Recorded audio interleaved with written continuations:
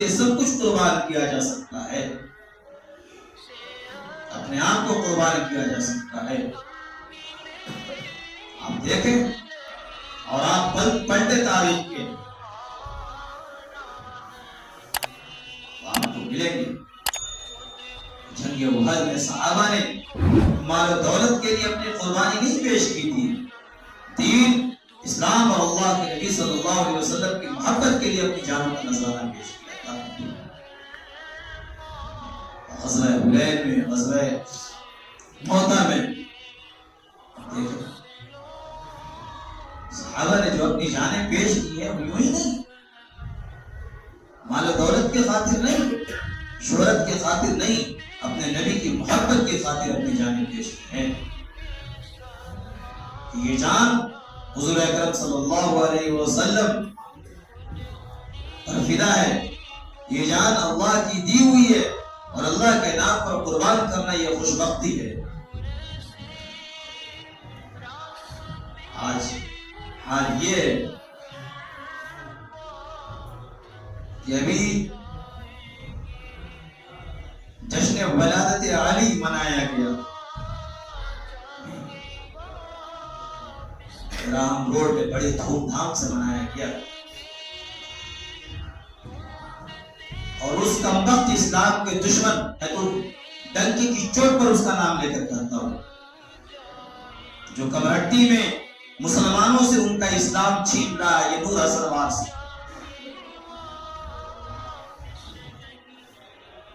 کمرہٹی کے مسلمانوں سے ان کے دل سے اسلام چھیننے کا کام کرتا ہے، یہ نوجوانوں کے دلوں سے اللہ کے نبی کی محبت نکالنے کا کام کر رہا ہے، یہ بدبخت کہ نوجوانوں کو کفر تک لے کر جانے کا کام کر رہا ہے، کافر بنانے کی کوشش کر رہا ہے۔ صرف حضرت علی کا نام لے کر اور حضرت حسنین کا نام لے کر، ان تین ناموں کو لے کر یہ مسلمانوں سے ان کا ایمان چھین رہا ہے، اور ہمارے نوجوان آئے ان کی بدقسمتی پر تو جتنا رویا جائے اتنا کم ہے کہ اس کے طرف بھاگے جا رہے ہیں۔ حضرت حسین، حضرت حسن کی محبت یہ نہیں ہے کہ اسلام کا دامن چھوڑ دیا جائے، حضرت علی کی محبت اس کو نہیں کہا جائے گا کہ حضرت معاویہ کو نعوذ باللہ من ذالک غالب دیا جائے۔ حضرت معاویہ کون ہے؟ یہ اللہ کے نبی کے سالے ہیں، اللہ کے نبی کے سالے ہیں، رشتے بعد میں، یہ کاتب وحی ہیں، قرآن لکھنے والے ہیں۔ یہ کمبخت شیعوں نے حضرت معاویہ کے خلاف جو پروپیگنڈا کیا،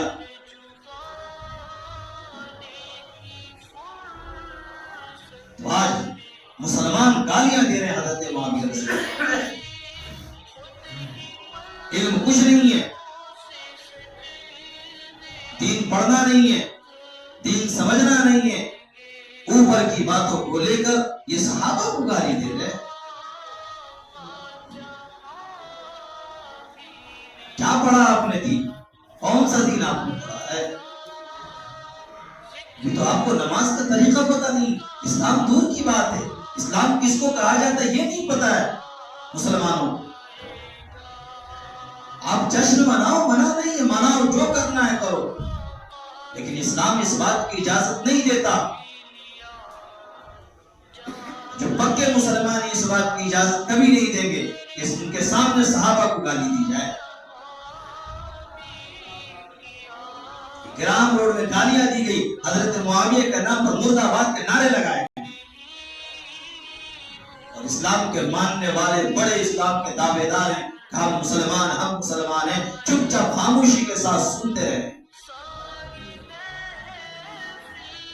کسی کے اندر اتنی جرأت نہیں ہوئی کہ جا کر اس کا کالر پکڑے اور اسے کہے کہ نہیں حضرت امیر معاویہ مرد آباد نہیں، حضرت امیر معاویہ زندہ باد تھے، زندہ باد ہیں اور زندہ باد رہے۔ امیر معاویہ رضی اللہ تعالیٰ عنہ پر اللہ کے نبی نے بھروسہ کیا ہے، امیر معاویہ کو اللہ کے نبی صلی اللہ علیہ وسلم نے دعائیں دی، حدیث دائر پڑھے گا، حضور اکرم صلی اللہ علیہ وسلم کے وصال کے بعد خلفائے راشدین نے حضرت امیر معاویہ پر اعتماد کیا ہے،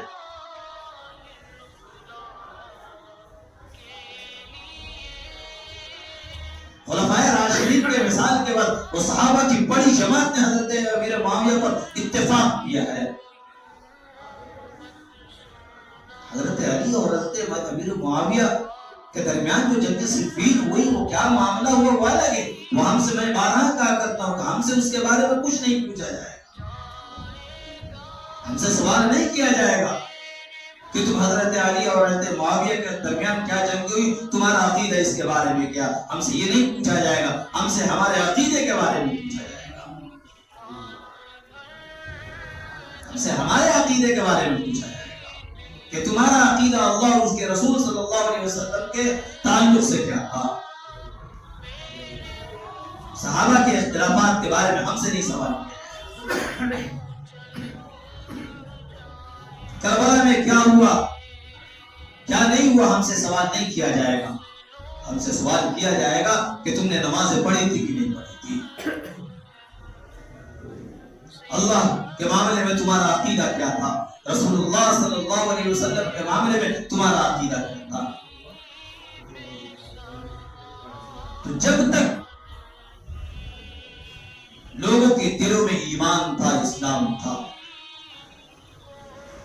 تب تک اسلام زندہ تھا. اسلام کے خاطر لوگوں نے قربانیاں پیش کی ہیں تب تک.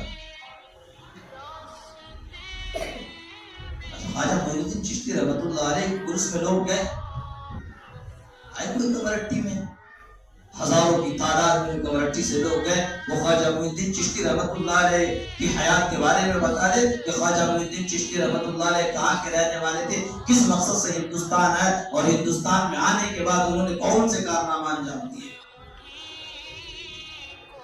کچھ نہیں پتا. قوالوں کے ذریعے سے سن لیا, بجا رہے ہیں, سن رہے ہیں, پتا کچھ نہیں. اسلام کی خاطر خواجہ معین الدین چشتی رحمۃ اللہ علیہ نے کیا قربانیاں پیش کی ہیں کسی کو نہیں پتا.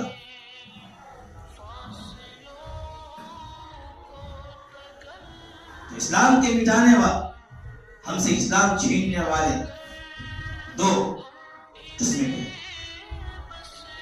ایک تو ظاہری دشمن ہے جو دشمنان اسلام کے نام سے مشہور ہے. ہم غیروں سے کیا گلا کریں, ہمارے اپنی اسلام کو خطرہ میں لائے ہیں. اسلام کو جو خطرہ ہے اپنوں سے, غیروں سے نہیں ہے. مسلمانوں کو خطرہ غیروں سے نہیں, اپنوں سے ہے.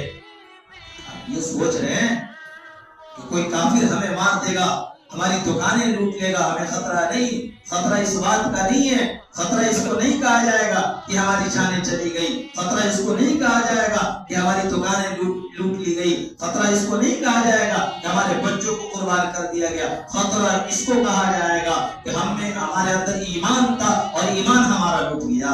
بغیر ایمان کے ہم قبر تک پہنچ گئے اور حشر میں بغیر ایمان کے پہنچیں گے. یہ اصل خطرہ ہے. دنیا کا لٹ جانا خطرہ نہیں ہے. ایک بات ذہن میں بٹھا لے, دنیا کا لٹ جانا خطرہ نہیں ہے, ایمان کا لٹ جانا ان مومنوں کے لیے خطرے کی بات ہے. ہمارا اسلام ہم سے چھین لیا گیا, ہماری شناخت ہم سے چھین لی گئی. شناخت مٹانے کی کوشش کی جا رہی ہے اور ہم خاموشی کے ساتھ بیٹھے ہیں. خاموشی کے ساتھ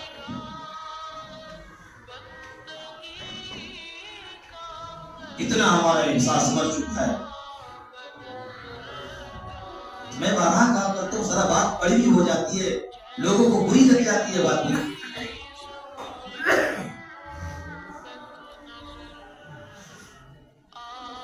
جتنی اپنی اولاد سے محبت ہے نا, اپنی اولاد کے لیے قربانی پیش کر رہے ہیں نا, اس سے کہیں زیادہ محبت اسلام سے کرنی پڑے گی. اس سے کہیں زیادہ محبت اسلام سے کرنا ہوگا. اس سے کہیں زیادہ محبت اپنے نبی صلی اللہ علیہ وسلم سے کرنا ہوگی. جتنے ماں باپ ہمیں عزیز ہے اس سے کئی زیادہ صحابہ کو عزیز رکھنا پڑے گا, تب جا کر ہم مسلمان ہیں, ورنہ مسلمان نہیں ہیں. اس اسلام کا تعلق جو اسلام لے کر ہم چل رہے ہیں اپنی زندگی میں, اس اسلام سے اللہ تبارک و تعالیٰ کو کوئی فرق پڑنے والا. جس اسلام کے ساتھ ہم زندگی گزار رہے ہیں, نبی کی محبت کے علاوہ ہماری زندگی میں نہ نبی کی محبت ہے، نہ صحابہ کی محبت ہے، نہ تابعین کی محبت ہے، نہ اسلام کی محبت ہے. ایسے مومنوں، ایسے مسلمانوں کو اللہ تبارک و تعالیٰ کی کوئی پرواہ نہیں.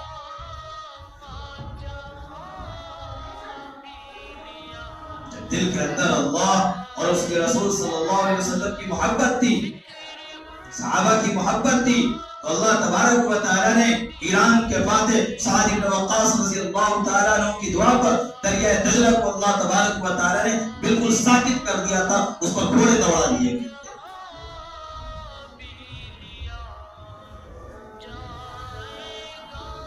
جب اللہ اور اس کے رسول صلی اللہ علیہ وسلم کی محبت دلوں کے اندر تھی تو اللہ تبارک و تعالیٰ نے بدر کے موقع پر 5000 فرشتوں کو نازل کر کے دکھایا تھا.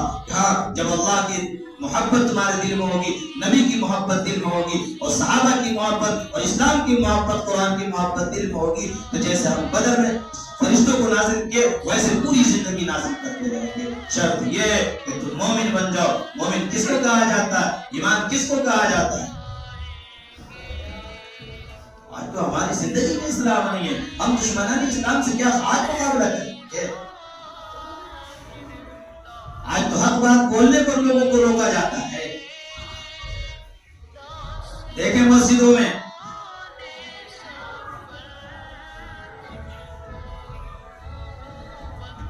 کمیٹیوں کی طرف سے حق بات بولنے پر روکا جاتا ہے. مانو انتشار ہو جائے گا، انتشار ہو جائے گا. اللہ کا نبی صلی اللہ علیہ وسلم نے فرمایا کہ سب سے بڑا جہاد کیا ہے؟ سب سے بڑا جہاد کیا ہے؟ صحابہ نے پوچھا سب سے بڑا جہاد کیا ہے؟ اللہ کے نبی نے فرمایا سب سے بڑا جہاد ہے ظالم بادشاہ کے سامنے حق بات بولنا. تو عوام کے سامنے بول نہیں سکتے. ہمارے اندر غلطی، اگر غلطی کو اگر اجاگر کیا جائے تو ہمیں برا لگنے لگتا ہے. کمرٹی کے مسلمان، ان کے سامنے حضرت معاویہ کو گالی دی گئی گراہم روڈ میں. ہے کوئی چوچرا کرنے والا؟ ہے کوئی کھڑا ہونے والا؟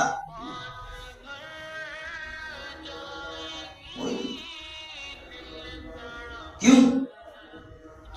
کیونکہ ہمیں صرف اپنی زمین، اپنی جان، اپنی اولاد محبوب ہے، اسلام محبوب نہیں. اسلام محبوب نہیں ہے. ہم تبصرہ بھی نہیں کرتے اس کو، ہم کہتے ٹھیک ہے کوئی بات نہیں، اس کا کام ہے بولنا، بول دیا. نہیں،